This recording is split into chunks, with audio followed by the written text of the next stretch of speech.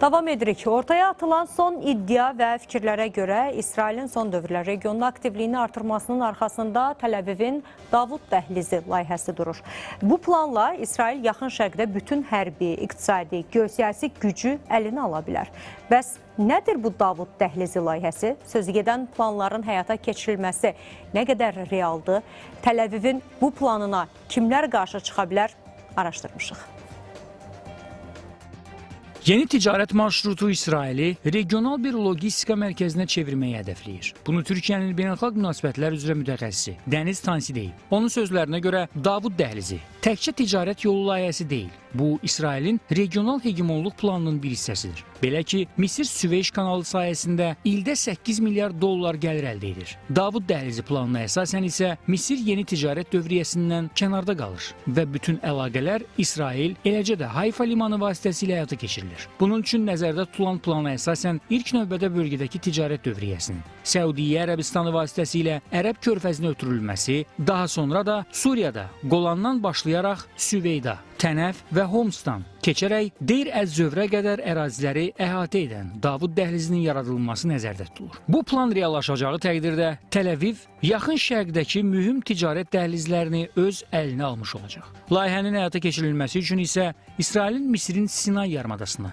nəzarətini zəiflətməsi lazımdır. Bu mövqedə Amerika Birləşmiş Ştatları və Birləşmiş Ərəb Əmirliklərinin Misirə qarşı iqtisadi təzyiqləri mövcuddur. Yəməndəki Husilərin Qırmızı dənizdəki gəmilərə hücumları səbəbilə bir çox şirkət artıq ümid burnundan istifadə etməyə başlayıb. Əslində Davud dəhlizi layihəsini İsrail hələ ötən əsrdən yaxın şərqdə mövqelərini gücləndirmək və mühüm ticarət əlaqələrinə nəzarəti özü həyata keçirmək üçün istəyirdi. Əvvəl buna Misir, İordaniya, Suriya, növbəti illərdə isə Rusiya və İranın dəstəklədiyi qüvvələr buna mane oldu. Amma yaxın şərqdə Ərəb baharı, Suriyada Bəşər Əsəd rejiminin devrilməsi, İranın dəstəklədiyi qüvvələrin dağıdılması, eləcə də Rusiyanın Şərqi Avropadakı müharibəyə başının qarışması İsrailin yenidən Davud dəhlizi layihəsini həyata keçirilməsinə şərait yaradıb. Doğrudur, Təl-Əviv bunu tək başına icra etmək gücünə sahib deyil. Amma hakimiyyətə gələndən bəri dünyaya iqtisadi savaş açan və mühüm dəhlizlərə nəzarət etmək istəyən Trump tam olaraq Netanyahu rəhbərliyinin istədiyi müttəfiqdir. Haqqında bəhs olunan Davud dəhlizi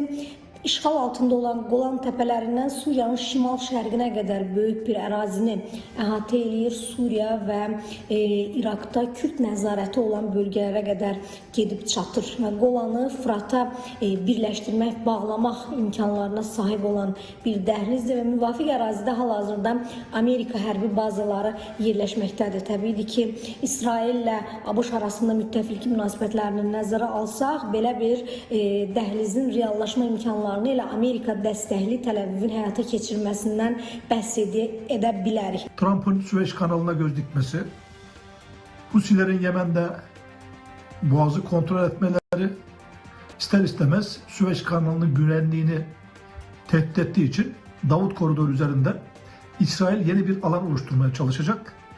Fakat bunu gerçekleştirmesi mümkün değil çünkü İsrail bölgede bu derece büyük çaplı bir organizasyonu yürütecek altyapıya sahip değil.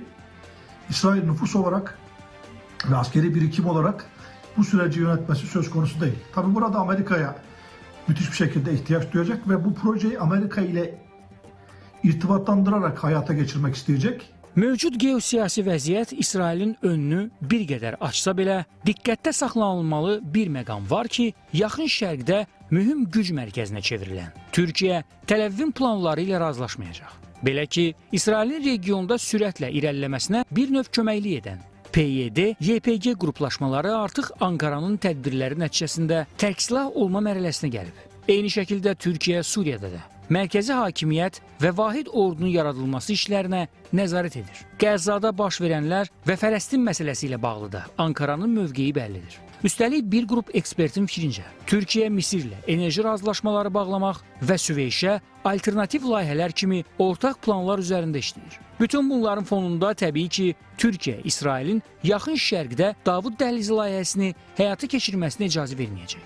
Davud dəhlizi adlanan, amma əslində dediyim ki, əvvəldən mövcud olan bu planın icra edilməsi heç də asan görünmür.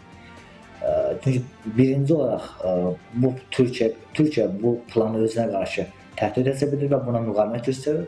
Və artıq PYD YPG qüvvələri üzərindən həmin plan, həmin coğrafiyada, Suriyanın şimalında bu planı həyata keçirmək kifayət çətinləşib. Suriyanın artıq mərkəzi hakimiyyət də qurulmaqdadır və Türkiyə mərkəzi hakimiyyət üzərində ciddi bir təsir imkanına malikdir. Bu baxımdan yəni İsrailin qarşısında Türkiyə olduğu müddətdə belə bir planın icra ediləcəyi və yaxud da tam İsrailin istədiyi formada icra ediləcəyi demək çətindir. İndiki məqamda İsrail istədiklərini əldə etmə faizi Birləşmiş Ştatlardan asılıdır və Trump bunun üçün əlindən gələni etməyə çalışır. Amma geosiyasi konfiqurasiya dəyişməzsə, yaxın gələcəkdə Təl-Əviv bütün planlarını həyata keçirəcək.